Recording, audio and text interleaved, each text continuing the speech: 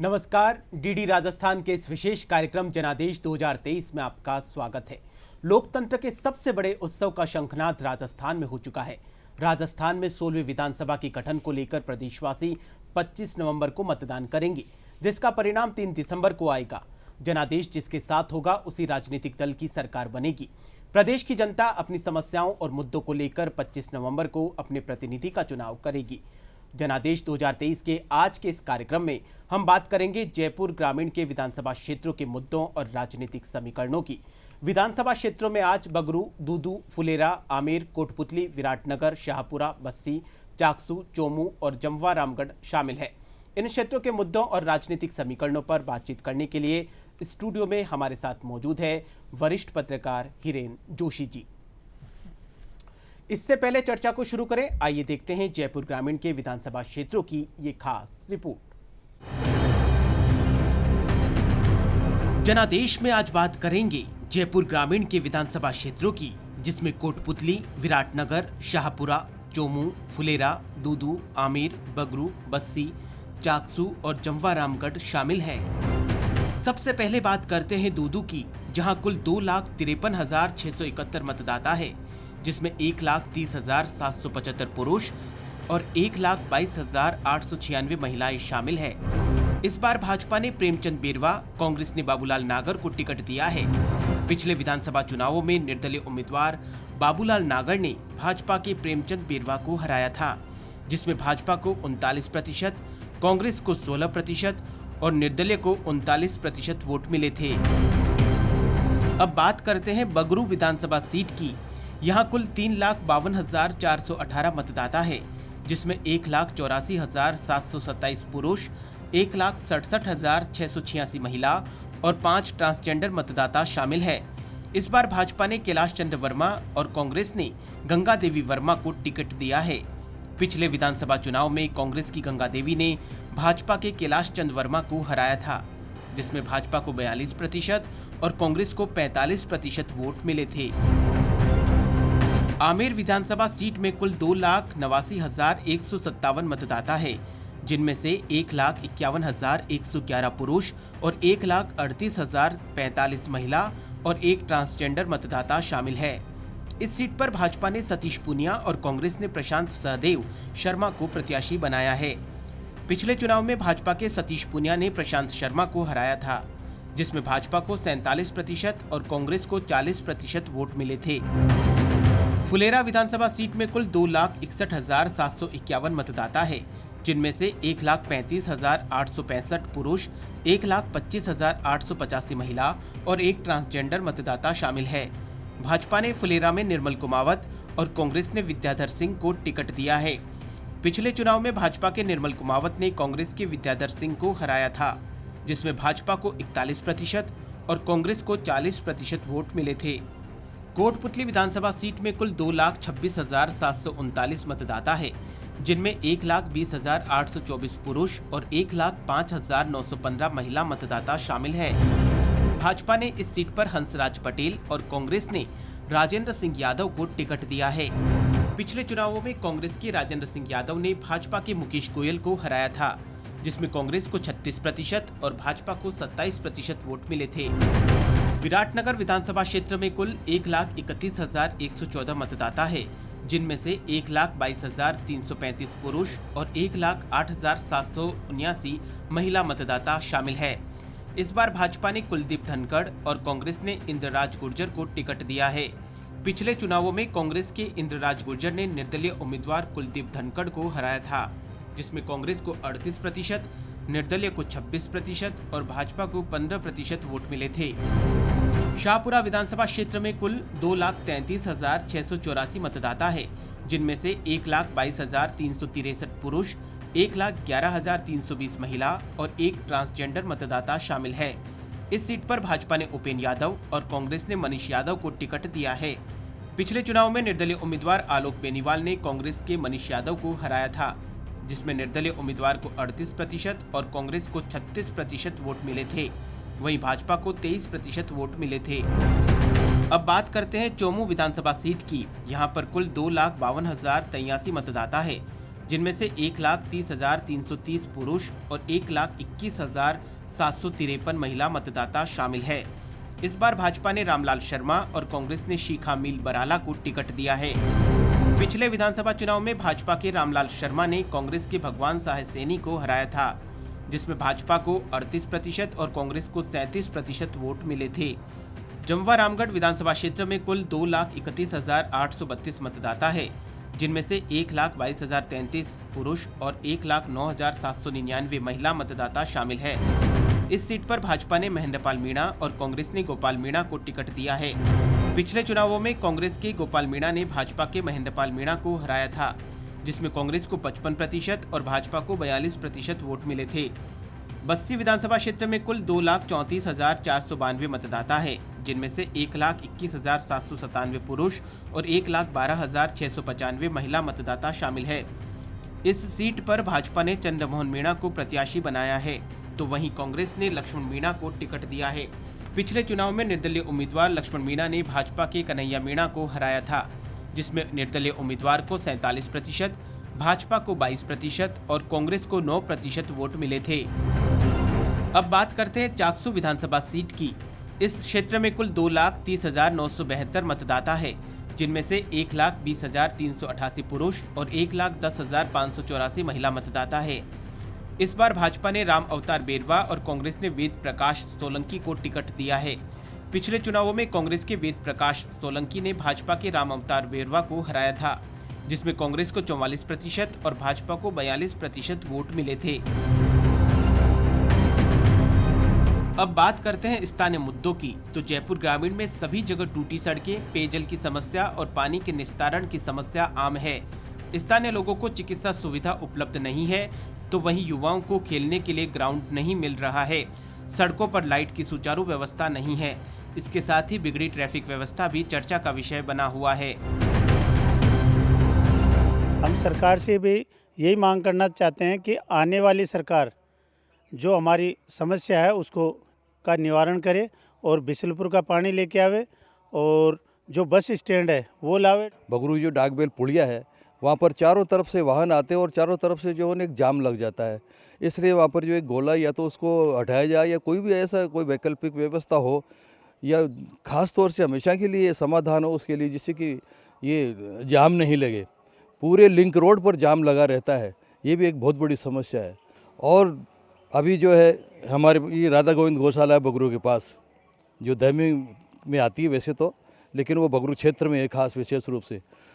उसके पास जो अभी गौशाला की जो ज़मीन है उसमें से भी जो है लोगों ने वह अतिक्रमण कर लिया और सरकार ने उस गौशाला में से उस ज़मीन को आवंटित कर दिया। कोई ITI को ऐसे खुल रही थी स्कूल, उसके लिए जो है उसको बार बार खाली कराने के लिए प्रयास किया जा रहा है सरकार के द्वारा। पानी की व्यवस्था ये है कि पहले जो पानी हो भाई पाइप लाइन ने खुदवा दिया और वापस बुला दिया, जो ऊपर टूटी गाड़ी योजना का हिसाब से बुलाया था और वापस नीचे कटा दिया मैंने। शिक्षा के लिए तो शिक्षा तो अभी चल रही है, आए दिन आओ चाहे ट्रांसफर होता रहे वहाँ रहता है कई हिसाब किताब रहे। और जो हॉस्पिटल पहले बने हो रहे तो भी कमाए भी कोई डॉक्टर वाक्टर कौन आता। ये गंदगी कितनी हो रही है आपको सबको दिख रही है, इससे परेशान हम ज़्यादा बस। और कोई मच्छर मक्खी आते हैं, सब कचरा यहाँ डालते हैं, मना करते हैं तो आपका क्या लेता है। सड़क योजना 1.5 में जाए, सबसे ग्राम पंचायत में नाले का योजना हो जाए तो हमारे को मच्छर है, हरी बीमारी है, हमारे इतने दुखी हो गए, हम किसके पास जाके रोए। मुद्दे यहाँ पे ये पुलिया काम चल रहा है NH8 का, इस वजह से यहाँ पे जाम लगता है। जो सर्विस लाइन थी दोनों साइड की बंद हो चुकी है, इस वजह से जो भी 2 मिनट जाने वाला है ना तो रात को काफ़ी भीड़ लगती है यहाँ पे। मुख्य समस्या पानी नहीं आता है, यहाँ रोज़ पानी की परेशानी आती है और ये नालियाँ बनी हुई है और पानी फैलता रहता है और ये सड़कें भी टूटी फूटी है, कहीं खड्डे पड़े हुए हैं, लोग सुनते नहीं है यहाँ के। मुख्य समस्या है मेरे को तो मजदूरी नहीं मिलती है, मजदूरी मिलती है ना तो वो नरेगा कमाए ना हाजिरी लगाती नहीं है, काटती है हाजिरा। पानी की समस्या आती ही नहीं है, पानी 20 दिन भी निकल जाती है, 15 दिन भी निकल जाती है, आती ही नहीं है। पानी की समस्या है यहाँ मेरे, पानी नहीं आता है, 2 बाल्टी पानी की आती है वो भी 20 दिन से आती है। और फिर घर गरीब आदमी क्या पिए, क्या डाडो को पिलाए। हाँ, जोमनेर को जो जोड़ती है ना रोड कासरोदे से, वो बहुत खड्डे पड़ रहे हैं उस पर कोई ज़िंदगी निकल गई लोगों की, वो सही नहीं हो रही है। ये मोटी समस्या तो ये है। और यहाँ ये है ना, ये पुल ये चालू नहीं हो रहा है, यहाँ उबड़ खाबड़ रास्ते हो रहे हैं जो लोग, ये 10 साल हो गए इसको। यहाँ हमारी रोड लाइट भी नहीं है, देखो किसी भी गांव में एक भी रोड लाइट नहीं है, और गांव में जैसे रात हो जाती है तो अंधेरा ही रहता है, और हमारे पानी जैसे पानी की नाली भी नहीं है, हमें पानी रायतल से बाहर जाने के लिए पानी नहीं है क्योंकि रोड पे भरा रहता है, और यहाँ से पानी बाहर निकालने के लिए कोई निकास होना चाहिए। रायतल में बहुत सी समस्या है, जैसे कि हॉस्पिटल है, वहाँ पे है ना जो इमरजेंसी में डिलीवरी की जाती है, वहाँ पे एक तो वो सुविधा नहीं है। साथ ही में यहाँ पे है ना सिविल का थोड़ा प्रॉब्लम है, जो उसको थोड़ा सॉल्यूशन करना चाहिए। और ये रायतल में अभी ग्राउंड पास हुए उसे अभी 1.5 साल हो गए लगभग, लेकिन अभी तक वो पास नहीं हुआ कम से कम। जी, तो आपने देखा जयपुर ग्रामीण के विधानसभा क्षेत्रों की क्या कुछ समस्याएं हैं, क्या कुछ मुद्दे हैं, क्या कुछ नए चेहरे हैं जो इस बार राजनीति के मैदान में हैं। इन्हीं क्षेत्रों के मुद्दों, समस्याओं और राजनीतिक समीकरणों पर चर्चा करने के लिए स्टूडियो में आज हमारे साथ बेहद खास मेहमान मौजूद हैं। आप हैं वरिष्ठ पत्रकार हिरेन जोशी जी। सर, सबसे पहले तो इस प्रोग्राम में बहुत बहुत स्वागत है आपका। धन्यवाद जी। चलिए चर्चा को शुरू करते हैं। सबसे पहले हम ये जानना चाहते हैं, जयपुर ग्रामीण की जो विधानसभा क्षेत्र है वो राजधानी जयपुर से सटे हुए हैं, तो यहाँ की जो जनता है उनकी भी अपेक्षाएं बहुत बढ़ी हुई रहती है। आपको क्या लगता है?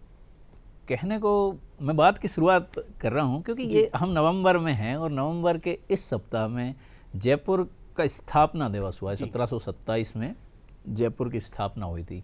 और जयपुर, हम राजधानी और इससे सटे हुए क्षेत्र की बात कर रहे हैं, तो कवि कन्हैयालाल सेठिया ने कहा था अपने जो धरती दोहरारी में, जयपुर नगरारी पटरानी जी। नगरों की पटरानी, राजस्थान के सभी नगरों की पटरानी जयपुर है जी।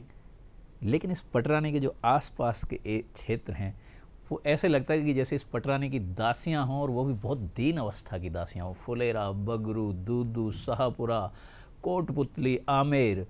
आप देखिए विश्व विरासत वाले क्षेत्र आमेर जैसे, लेकिन यहाँ की दशा बहुत अच्छी नहीं है। आज़ादी के 75 साल बाद भी कई सरकारें आई, कई राजनीतिक दल आए, और राजधानी जयपुर में जहाँ राज्य की सबसे बड़ी पंचायत बैठती है, लेकिन राजधानी से सटे जो उपनगरीय क्षेत्र कह सकते हैं, जो विकास होना चाहिए, अब बड़े शहरों में देखेंगे, चंडीगढ़ देखें या सभी मतलब राजधानियां देश की देखेंगे, उसके आसपास के क्षेत्रों का जो विकास है, हम देश के कई शहरों में जाते हैं, उसकी तुलना में अगर जयपुर से सटे हुए इन क्षेत्रों का देखें तो यहाँ न के बराबर विकास हुआ है। और आश्चर्य की बात है कि इस चुनावों में, हम 16वीं विधानसभा के लिए जा रहे हैं, और इन चुनावों में भी यहाँ के जनता, जिनसे आपने अभी सुनाया अभी जो लोगों की बातें, जनता आज भी जूझ रही है। वो कह रही है हमें हमारा कोई काम तो करे। आप देखिए फुलेरा में पानी की समस्या, बीसलपुर का पानी की समस्या हर जगह, आधारभूत संरचना, सीवर लाइन की समस्या, सड़क टूटी हुई, विद्यालय, अस्पताल, बड़े बातें हो गई, सारी चीज़ें हो गई, सरकार आ गई, इतनी सीटें।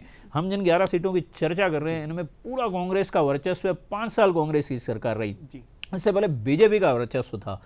ये लोकसभा के लिहाज से जयपुर ग्रामीण भी यहाँ भारतीय जनता पार्टी है तो वहाँ केंद्र में बीजेपी की सरकार, लेकिन ये उपेक्षित क्षेत्र है, इसमें कोई दो राय नहीं है। यहाँ वास्तव में विकास से कोसों दूर है। आप राजधानी के आसपास भी जाओगे ना तो ये हाईवे वगैरह तो छोड़ दीजिए, लेकिन यहाँ नेशनल हाईवे भी अगर आप जाएंगे, यहाँ से जो जयपुर दिल्ली नेशनल हाईवे है जो प्राय बदनाम है, केंद्रीय सड़क परिवहन मंत्री तक भी कह चुके हैं इसका बहुत संकटग्रस्त है। आप देखेंगे तो ये हाईवे आप देखें, कोटपुतली, शाहपुरा, मनोहरपुरा, ये आज तक जाम से ही निजात नहीं मिली। स्थानीय लोगों को तो दिक्कत है ही, छोटी समस्याओं को कोई हल ही नहीं निकला है, लेकिन राजनीतिक जो लड़ाई है बदस्तूर जारी है। जी, आपने राजधानी जयपुर के आज बताया कि आज जयपुर इसी सप्ताह स्थापना दिवस भी मना रहा है। एक तरफ जयपुर अपना स्थापना दिवस मना रहा है, दूसरी तरफ जयपुर के जो आसपास के जो सटे हुए विधानसभा क्षेत्र है उनकी जनता से जब हमने बात करी, जिसमें बगरू की अगर बात करी जाए तो बगरू वो भी नेशनल हाईवे पे है, लेकिन वहाँ की जनता का कहना है कि हमें आज़ादी के बाद से बस स्टैंड तक नसीब नहीं हुआ है। सीवरेज की समस्या है। जयपुर के लगभग सभी विधानसभा क्षेत्रों में बिजली की, पानी की, सड़क की क्षतिग्रस्त जो सड़कें हैं, सीवरेज लाइन है, ये सारी समस्या कॉमन है एक तरीके से। हाँ, मतलब बगरू विधानसभा तो अपन देखेंगे जो नया गठन जब परिसीमन हुआ था उसके बाद, तो बगरू एक तरह से करीब 20 एक वार्ड जयपुर के ही आते हैं। आप देखेंगे सांगानेर, मालीवनगर, इस क्षेत्र के। तो शहरी और ग्रामीण पूरा चरित्र बगरू का ऐसा है। अगर शहरी क्षेत्र हम देखेंगे बगरू का, तो आप देखेंगे जयपुर में जो सांगानेर साइड के कई वार्ड हैं, या इधर देखेंगे आप जो महल रोड और इधर, और मालवीय नगर का कुछ एरिया, बगरू की समस्याएं शहर में भी जस की तस हैं और ग्रामीण में भी। जेडीए में कुछ क्षेत्र आता है, जेडीए विकास कर देता है, लेकिन यहाँ के अधिकांश शहरियों से जब हम बात करते हैं वहाँ उनको यही नहीं बताया कि हमारे काम कौन करेगा बेसिकली। तो ये एक वहाँ बड़ा संकट है। कई लोगों को आज भी वहाँ जूझ रहे हैं। जब छोटे मोटे काम होते हैं तो स्थानीय जनप्रतिनिधि चुनावों में जरूर वहाँ कार्यालय खुले हुए हैं, तो यहाँ समस्या है। लेकिन काम होगा कैसे? बगरू में उपखंड कार्यालय नहीं है, तहसील मुख्यालय जो स्वतंत्र तहसील है, जो होना चाहिए काम, वहाँ पे कोई काम करने वाला नहीं है।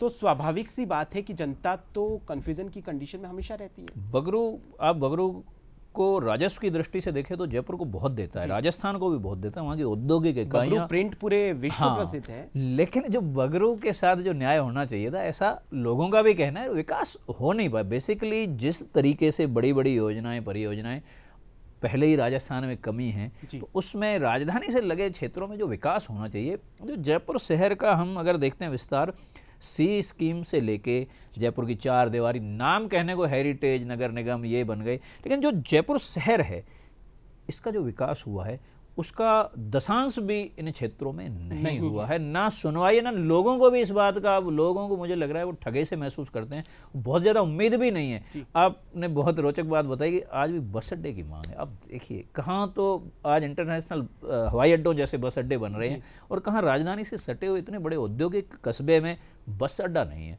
और सत्तारूढ़ दल की वहाँ विधायक हैं। जी, और बगरू में सत्तारूढ़ दल की आपने बताया, तो बगरू का भी ये इतिहास रहा है कि जहाँ पे राज्य में जो सरकार रही है उन्हीं के विधायक भी वही रहे, प्राय लगातार ऐसा ही रहा है। उसके बावजूद भी कड़ी से कड़ी मिलकर काम नहीं हो रहा है। हाँ, कड़ी से कड़ी मतलब नहीं, ऐसा कहा जाता है कि एमएलए आपका जिस सरकार से होगा या उस सरकार का एमएलए है तो काम बहुत तीव्र गति से होगा।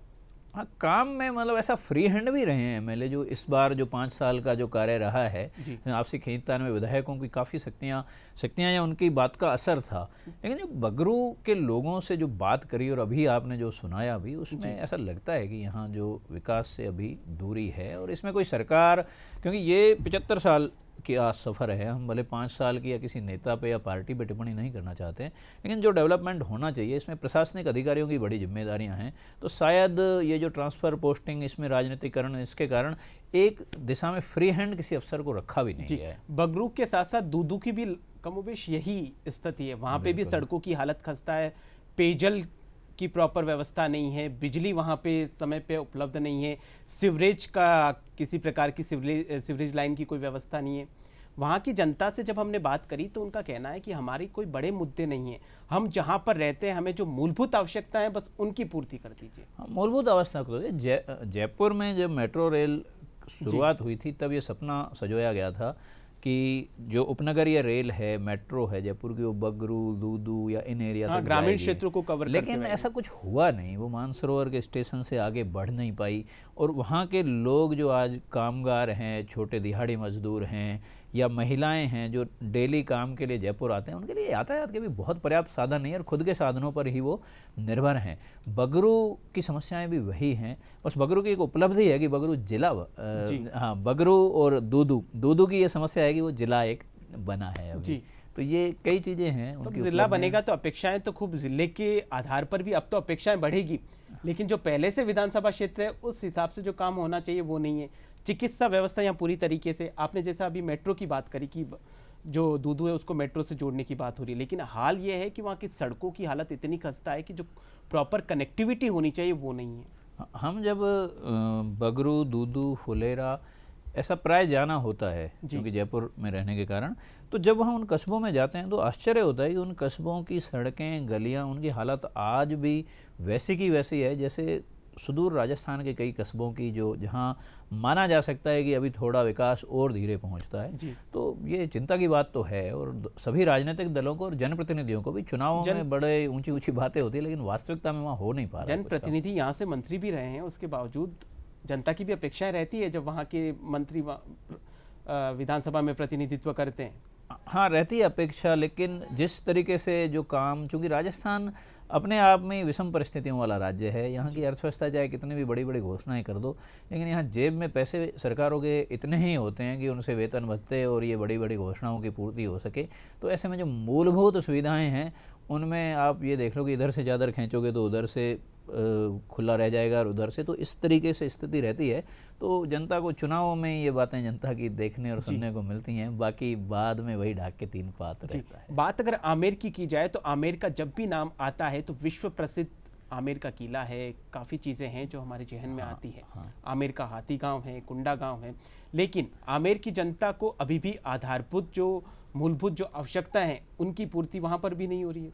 हाँ, मेरे को ध्यान है कि अभी इसी साल आमेर से, चूँकि विधायक आमेर के बहुत सक्रिय सतीश पूनिया वो हैं, और वो चूँकि कांग्रेस की सरकार है, बीजेपी की है, आमेर जैसे विश्व विरासत वाली जो मॉन्यूमेंट है उनका क्षेत्र आमेर है।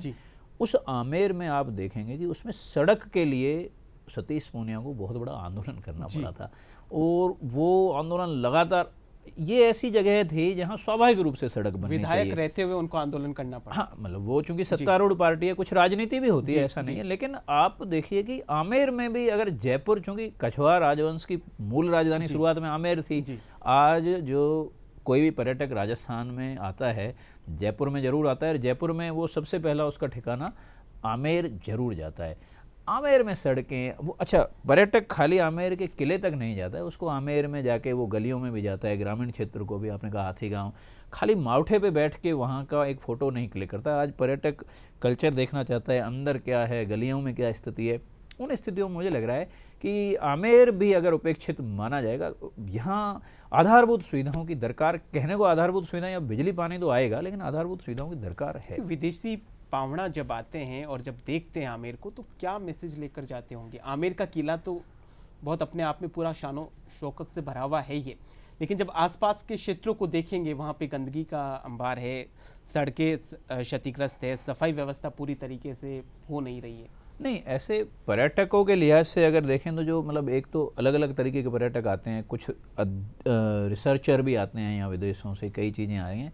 मैसेज तो जो साफ सपाट यही है कि जो आम जनता को अगर परेशानी है, आम जनता आज भी कह रही है, और आज भी चुनाव में वादे दावे अगर हो रहे हैं, तो इसका मतलब उन चीज़ों की यहाँ कमी है। और निश्चित रूप से पर्यटन की दृष्टि से अगर चाहें तो आमेर अकेला ही पूरी राजधानी जयपुर को संभाल सकता है, इतनी अर्थव्यवस्था मजबूत कर सकता है, लेकिन वहाँ अभी दरकार है काम की, और इस चुनाव में ये मुद्दा है। जी, आमेर के जो मार्केट है, वहाँ के जो कारोबारी हैं, उनकी भी एक डिमांड है कि यहाँ पे सीसीटीवी जो कैमरे, उनकी प्रॉपर व्यवस्था करी जाए।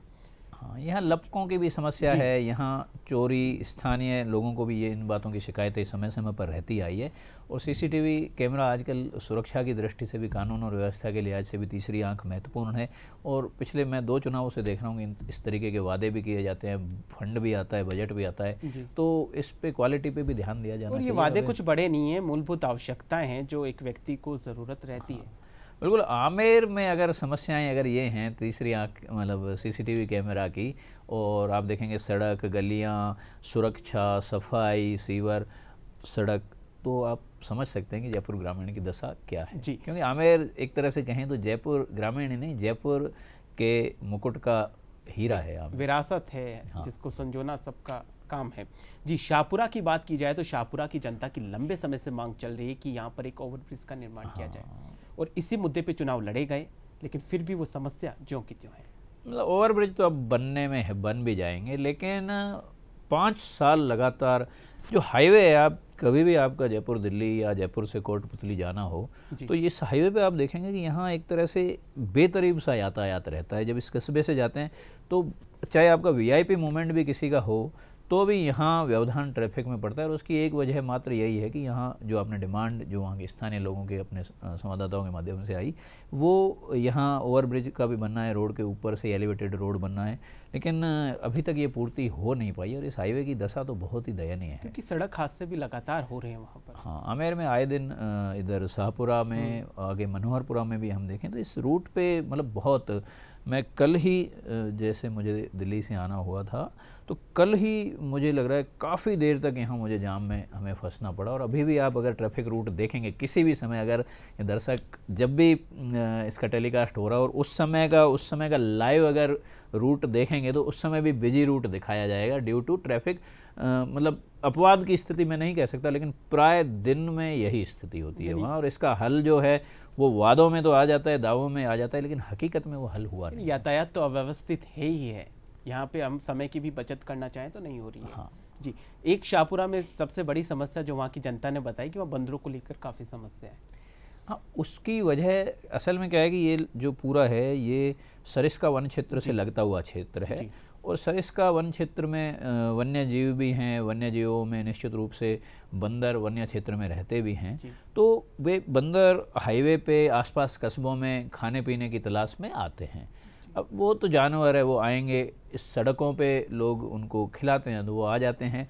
लेकिन इससे यहाँ तक तो ठीक है, लेकिन स्थानीय लोगों की जो लंबे समय से मांग है, श्वान के साथ साथ ही बंदरों से लोग काफ़ी प्रताड़ित हैं वहाँ। क्योंकि आप घर में वहाँ अगर कई घरों का डिज़ाइन देखोगे तो जालियाँ लगाना, ये एक्स्ट्रा खर्चे तो है ही, बच्चों के लिहाज से भी उनको बड़ी सेफ्टी रखनी पड़ती है। कई बार छत पे बच्चे रहते हैं तो बंदरों की अचानक से जो एक्टिविटी होती है इससे भी मतलब कई बार हादसे हुए हैं।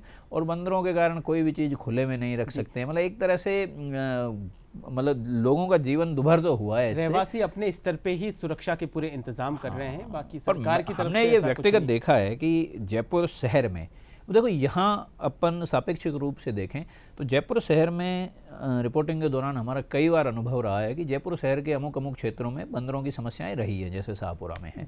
लेकिन यहाँ जब भी समस्याएं रही है, मुद्दा बना, हॉट मुद्दा हुआ, और तत्काल ही चाहे मथुरा से लोग बुलाने पड़े उनको पकड़ने वाले, उनको सही जगह भेजने वाले, या जहाँ जहाँ इनके एक्सपर्ट बंदर पकड़ने वाले रहते हैं, तो जयपुर में निदान हो जाता है। लेकिन जयपुर से बिल्कुल निकट के क्षेत्रों में ये नहीं होता है।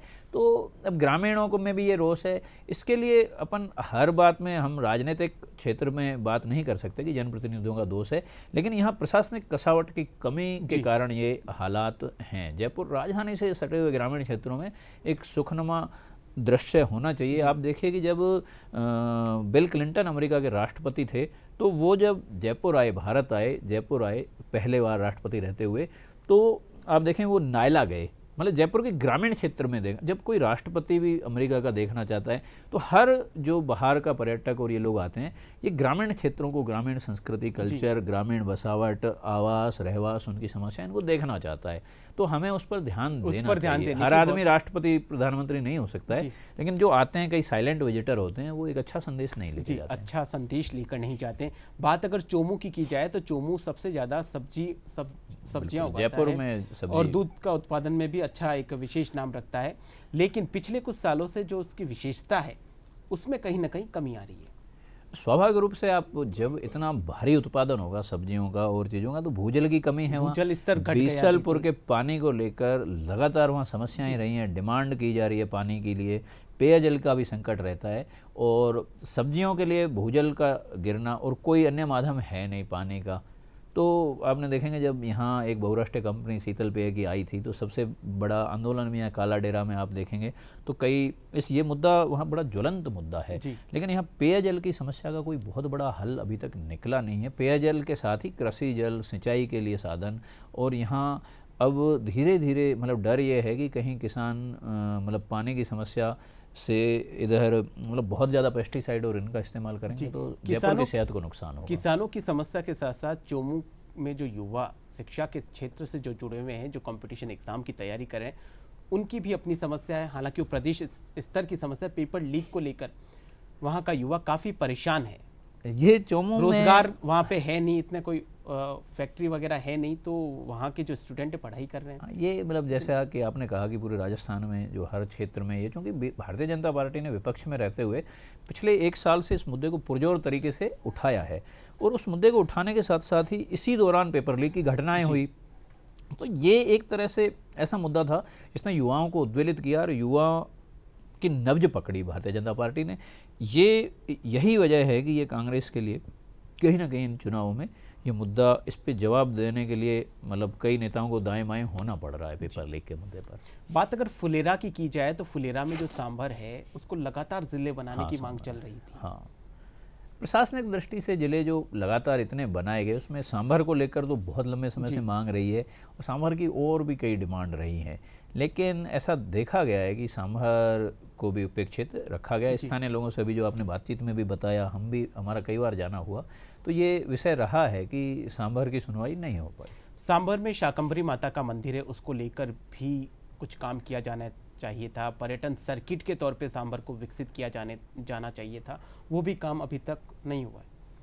निश्चित रूप से वहाँ पे लोगों को रोजगार की कमी है। उनका ये कहना है कि अगर किसी तरीके से पर्यटन सर्किट बन जाए तो उसके साथ हमारी कड़ी से कड़ी जुड़ती जाएगी और हमारी जो समस्याएं हैं उनका समाधान इसी में नहीं है। मंदिर तो बहुत प्रसिद्ध मंदिर है, हिंदुस्तान के कई लोग यहाँ आते हैं, कईयों की कुलदेवी है वहाँ, इष्ट देवी है। तो ऐसे में पर्यटन स्थलों को हम इसे पर्यटन स्थल की बजाय तीर्थ स्थल कहना उचित समझेंगे। तो ऐसे तीर्थ स्थल सांभर का जो क्षेत्र है, हाँ, सांभर का पर्यटन में वहाँ प्रवासी पक्षी भी आते हैं, लेकिन तीर्थ स्थल, पर्यटन स्थल या श्रद्धा के स्थल हैं, ये भारत में महत्व रखते हैं। और अगर राजधानी जयपुर के आसपास इतने बड़े क्षेत्र हैं तो इनका यथासंभव विकास किया जाना चाहिए और स्थानीय लोगों को ये चीज़ें इस चुनाव में कचोट रही हैं। जी, बात अगर यहाँ के विधानसभा क्षेत्रों की राजनीतिक समीकरणों की चर्चा करी जाए तो आपको क्या लगता है जो यहाँ पे राजनीतिज्ञ हैं उनको क्या कुछ नई चुनौतियाँ देखने को मिल सकती है? सबसे पहले अगर शाहपुरा की बात करी जाए, शाहपुरा अगर हम बात, आपने जो कि शाहपुरा से शुरुआत करी है, तो ये अपने आप में एक ऐसा विधानसभा क्षेत्र है, अगर आप देखेंगे कि यहाँ कांग्रेस और भारतीय जनता पार्टी दोनों पार्टियों ने युवा चेहरों को उतारा है। भारतीय जनता पार्टी, कांग्रेस ने यहाँ मनीष यादव को टिकट दिया है और मनीष यादव छात्र राजनीति से जुड़े रहे हैं और छात्र राजनीति, पहले वो एबीवीपी में थे, लेकिन वो छात्र राजनीति से जुड़े होने के कारण उनका युवाओं से जुड़ाव रहा है और लगातार क्षेत्र में 5 साल से सक्रिय रहे हैं।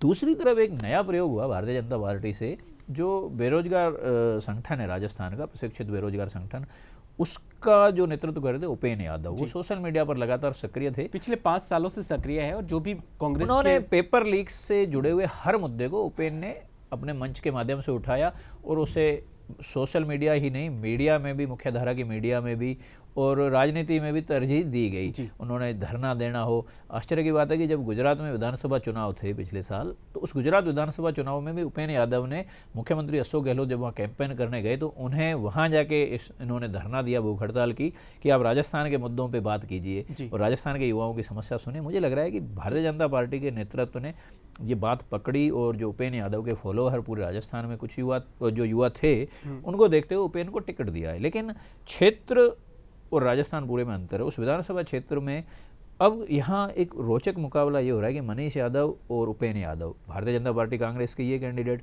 तीसरी तरफ जो मौजूदा विधायक हैं जो कांग्रेस की दिग्गज नेता के परिवार से हैं, कमला बेनीवाल के पुत्र आलोक बेनीवाल, निर्दलीय हैं वो, और पिछली बार भी उन्होंने निर्दलीय त्रिकोणीय संघर्ष में जीत हासिल की थी।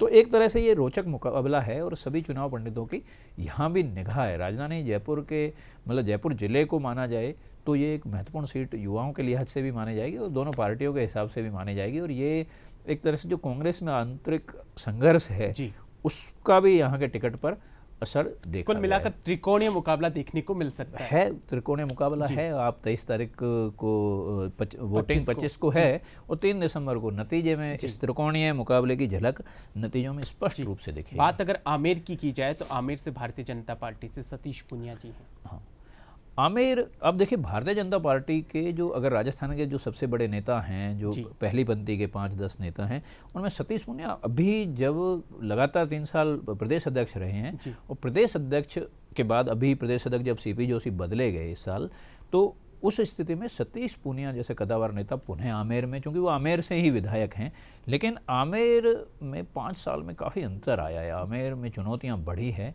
और पूनिया भी भली भांति परिचित हैं भारतीय जनता पार्टी। जैसा आपने थोड़ी देर पहले ही जिक्र किया कि सतीश पूनिया एमएलए रहते हुए भी सड़कों के लिए खुद आंदोलन पे आ गए। हाँ, नहीं, ऐसा वो क्षेत्र के लिए उन्होंने किया, लेकिन ये चुनाव इतना सरल है नहीं। ये सतीश पूनिया जी को भी पता है, भारतीय जनता पार्टी को भी, और कांग्रेस के लिए भी कोई चुनाव सरल नहीं है। लेकिन जो कि सतीश पूनिया के लिए एक बहुत बड़े प्रतिष्ठा का भी ये सवाल है और भारतीय जनता पार्टी के लिए भी ये, तो ऐसे में ये इस मुकाबले पर सबकी नज़र है, क्योंकि भारतीय जनता पार्टी के दिग्गज नेताओं में मुकाबला थोड़ा टक्कर का देखने को मिल सकता है। स्वाभाविक रूप से कि जो मैं यहाँ मतलब कुछ बातें उल्लेखनीय नहीं है, लेकिन आप देखेंगे जब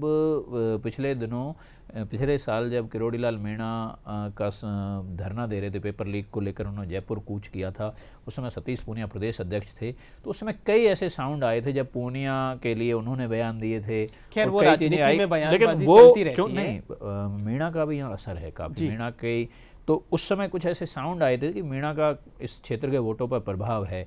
अब देखते हैं कि वो इस कुल मिलाकर ये राजनीतिक समीकरण तो बनते और लेकिन बिगड़ते पार्टी इस समय एक नजर आ रही है। एक और चोमू के बारे में हमेशा चोमू चर्चा में रहता है कि इस बार इतने सबसे ज्यादा उम्मीदवारों की उम्मीदवारी भी वहीं से करी गई, तो चोमू में भारतीय जनता पार्टी ने फिर से रामलाल जी को मौका दिया है। रामलाल जी भारतीय जनता पार्टी के काफी मतलब लंबे समय से मतलब पार्टी में सक्रिय हैं और उन्हें टिकट भी दिया गया है, रिपीट किया गया है। लेकिन इस बार चुनौती कांग्रेस ने नए चेहरे पे दांव खेला है, तो चुनौती मतलब इनके लिए, चूंकि वो पिछला प्रदर्शन दोहराना मतलब जीतना बड़ी चुनौती है, और चोमू का नेचर जैसे आपने बताया वहाँ युवाओं के मुद्दे ये हैं, तो कुछ प्लस में जा सकते हैं कुछ माइनस में, लेकिन जातिगत समीकरण यहाँ इग्नोर नहीं किए जा सकते चोमू में इस बार। तो ऐसा लग रहा है कि जातिगत समीकरणों का भी कहीं ना कहीं इस चुनावी नतीजों पे असर रहेगा। खैर वो तो 3 दिसंबर को पता चलेगा। दूदू की बात करी जाए तो दूदू से फिर से बाबूलाल नागर, जो पहले निर्दलीय थे, अब उनको कांग्रेस ने टिकट दिया है। हाँ, बाबूलाल नागर चूंकि पिछली बार उनको टिकट नहीं मिला था, पहले 3 बार विधायक रहे हुए, और नागर यहाँ अब चूंकि कांग्रेस में उन्होंने समर्थन निर्दलीय के रूप में वो समर्थन दे रहे थे सरकार को, और इस बार वापस कांग्रेस ने दाव खोला है। नागर के सामने भारतीय जनता पार्टी के जो कैंडिडेट हैं उनकी भी छवि अपने आप में अच्छी छवि है, और यहाँ बैरवा वोट भी काफ़ी बड़ी संख्या में हैं। तो जातिगत समीकरण सोशल इंजीनियरिंग के हिसाब से ये सुरक्षित सीट है। वैसे इस सुरक्षित सीट पर भी मुकाबला काफ़ी कड़ा दिखाई दे जी। बात अगर फुलेरा विधानसभा क्षेत्र की जाए तो ये भारतीय जनता पार्टी का गढ़ रही है, और उन्हीं विधायक को फिर से दोहराया। निर्मल कुमावत जी को पुनः टिकट दिया गया है, और लेकिन फुलेरा के लोगों से जब हम लगातार जा रहे हैं, मेरा मतलब संयोग ऐसा रहा कि 2-3 बार लगातार चुनाव में फुलेरा जाना हुआ, तो फुलेरा के लोगों का मतलब जो समस्याएं आज से 15 साल पहले थी, उनमें से अधिकांश जो खासकर वहाँ पीने के पानी की समस्या प्राय देखी गई है। पानी, हाँ, वहाँ ये समस्या मीठे पानी का तो उनको इंतजार बरसों से है ही है। हाँ, लेकिन निर्मल कुमावत का जो एक विनम्र छवि है, उनकी जो पब्लिक के बीच जो आवाजाही है, वो भी महत्व रखती है। दूसरी तरफ कांग्रेस की पृष्ठभूमि से ही हैं जो विद्याधर जी हैं। हाँ, राजनीतिक पृष्ठभूमि से, लेकिन उनका भी लगातार यहाँ प्रभाव रहा है क्षेत्र में। इस बार मुकाबला मतलब फुलेरा को अपन बहुत ज़्यादा उल्लेखनीय नहीं कह सकते हैं, लेकिन पार्टियों ने टिकट सोच समझ कर दिया है। खासकर बीजेपी ने रिपीट किया है, क्योंकि इन्होंने निर्मल कुमावत यहाँ से लगातार अपना प्रभाव जमाए हुए हैं। तो ऐसे में यहाँ ऐसा बहुत ज़्यादा इनका, पहले एक बार डीडी कुमार जो यहाँ प्रदेश अध्यक्ष थे युवा मोर्चा के, वो भी निर्दलीय लड़े थे, उनको भी खास वोट नहीं मिले थे। ऐसे में निर्मल कुमावत का है यहाँ असर। बात बगरू के विधानसभा क्षेत्रों की करी जाए तो जैसा हम पहले भी चर्चा कर चुके हैं कि बगरू में हमेशा यही होता आया है, जिस पार्टी जो विधायक बना उन्हीं की सरकार बनती है। इस बार भी गंगा देवी को कांग्रेस से टिकट दिया और कैलाश वर्मा को फिर से भारतीय जनता पार्टी से दिया गया। कैलाश वर्मा का टिकट मिलना, जब दूसरी सूची में इनका टिकट आया, आरक्षित सीट है ये। हाँ, उस समय कैलाश वर्मा का वसुंधरा राजे जो पूर्व मुख्यमंत्री है, मतलब खेमा अगर कह सकते हैं जो चर्चा में आता है, तो कैलाश वर्मा उनके निकट हैं, और कैलाश वर्मा को टिकट मिलना, युवा चेहरा भी हैं, और बगरू की समस्याओं को लेकर दोनों दावे प्रतिदावे किए जा रहे हैं, और दोनों विधायकों का काम जनता ने देखा है। तो ऐसे में यहाँ की जनता इस बार तार्किक आधार पर वोट करेगी ऐसा लग रहा है। तो बड़ा इसके नतीजे जो है मैं खुद उत्सुक हूँ बगरू के देखने, क्योंकि शहरी विधानसभा क्षेत्र भी है और ग्रामीण भी है, दोनों मिले हुए हैं। जयपुर नगर निगम के कई वार्ड आते हैं, इसमें ग्रामीण क्षेत्र भी आता है, और दोनों विधायकों को जनता ने देख रखा है कैसा काम है।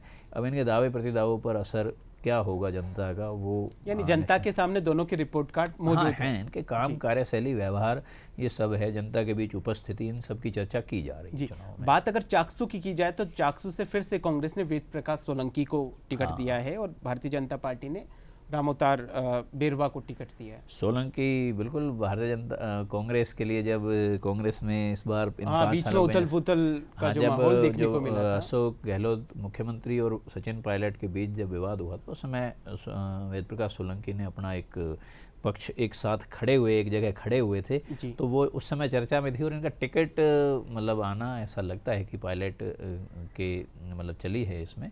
और सोलंकी के लिए भी इस बार ये वाला चुनाव परीक्षा रहेगा। इस बार वहाँ क्योंकि- पे भी कड़ी टक्कर देखने को हाँ, मिल सकती टक्कर हमेशा की तरह है इस बार, और भारतीय जनता पार्टी के कैंडिडेट भी मजबूत हैं। है। जी, इतना इजी नहीं होगा कहने। हाँ, इजी नहीं है, लेकिन उनका व्यवहार और प्रभाव है उधर जी। विधायक का मौजूदा का। जी, बात अगर कोटपुतली की जाए तो कोटपुतली से लगातार 2 बार के विधायक है, उच्च शिक्षा मंत्री भी रह चुके राजेंद्र यादव जी, उनको कांग्रेस ने फिर से टिकट दिया है। कोटपुतली में आप देखिए त्रिकोणीय मुकाबला है। कोटपुतली में जो पिछली बार भारतीय जनता पार्टी ने जिनको टिकट दिया था, जी, मुकेश गोयल, वो इस बार निर्दलीय ताल ठोक रहे हैं। और राजेंद्र यादव मंत्री हैं, आपको ध्यान हो तो इनकम टैक्स के छापे पड़े हैं इनके ऊपर, लगातार भ्रष्टाचार के आरोप भी हैं। लेकिन इन्होंने जब मुख्यमंत्री से मांग करी थी जिला बनाने के लिए, इन्होंने मतलब खुले में कहा था कि जिला बनाए, मतलब नहीं बनाया तो इन्होंने अपना दावा किया था कि वो विरोध में भी जा सकते हैं। तो कोटपुतली जिला बना, यद्यपि बहरोड उसके साथ जुड़ा है। तो एक वहाँ की जनता की भी मांग है कि आपने जिला तो बना दिया, लेकिन स्वतंत्र जिला नहीं बनाया कोटपुतली। ये है, लेकिन एक जिला बनना कोटपुतली का, इसका मतलब राजेंद्र यादव इसको अपने प्रचार में भुना भी रहे हैं, ये है। लेकिन हंसराज पटेल को बीजेपी ने टिकट देकर, क्योंकि पिछली बार बीजेपी यहाँ अपेक्षाकृत ज़्यादा वोटों से हारी थी। ऐसे मुकेश गोयल की जो पृष्ठभूमि है वो मतलब एक तरह से काडर बेस रही है, और मुकेश गोयल को टिकट नहीं मिला, और मुकेश गोयल ने ताल ठोकी है निर्दलीय। जी, ऐसे में कुल मिलाकर त्रिकोणीय मुकाबला है। लेकिन अब गोयल का क्या असर रहेगा ये देखना है। 2018 के अगर तुलनात्मक अध्ययन किया जाए तो 2023 में काफी कुछ दिलचस्प आंकड़े सामने आ सकते हैं। कोटपुतली तो मतलब काफी सारे विधानसभा क्षेत्रों की करीब सभी है। लेकिन कोटपुतली, जयपुर, अगर हम ग्रामीण की इन 11 सीटों की जिनकी आज हम चर्चा कर रहे हैं, जोटवाड़ा के अलावा या सांगा, इनमें कोटपुतली एक तरह से बड़ा कस्बा है, सबसे बड़ी अपन देखेंगे। ये अपने आप में कोटपुतली का शहरी चरित्र है। वहाँ एक लोग, वहाँ की डिमांड अलग है लोगों की, वहाँ के मुद्दे भी मतलब जयपुर ग्रामीण के अन्य विधानसभा क्षेत्रों से कोटपुतली के अलग हैं।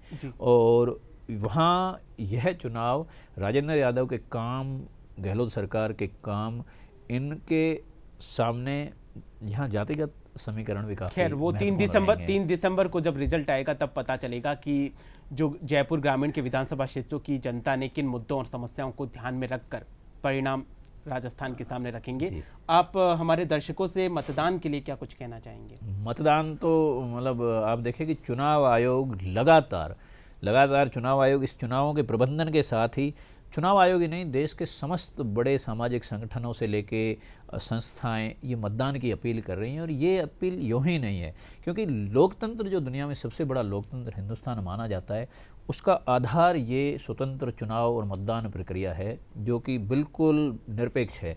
तो ऐसे में हम हमारे अगर अधिकार का जो 5 साल में एक बार मिलता है उसका इस्तेमाल ही नहीं करेंगे तो इस लोकतंत्र की मजबूती कैसे होगी। ऐसे में हम सभी को, जो इस बार अक्षम हैं, सक्षम नहीं हैं बूथ तक आने में, उनके लिए भी व्यवस्थाएं की गई है। तो किसी भी तरीके से हो, कुछ भी कहीं भी हो, लेकिन 25 नवंबर के दिन मतदान अवश्य करना है। क्योंकि ये जो सारी चर्चाएं चली और अगले 5 साल बाद फिर समीक्षाएं होंगी, क्या काम किया क्या नहीं किया, हमें कुछ कहने का अधिकार तो इस लोकतंत्र में आप वोट नहीं देंगे तब भी होता है, लेकिन हमें एक वास्तव में जो दिल से अधिकार आपको तभी होगा जब आप मताधिकार का प्रयोग करेंगे। जी, हम भी आपसे यही अपील करते हैं कि 25 नवंबर को प्रदेश में चुनाव है और आप अपने मताधिकार का प्रयोग जरूर करें।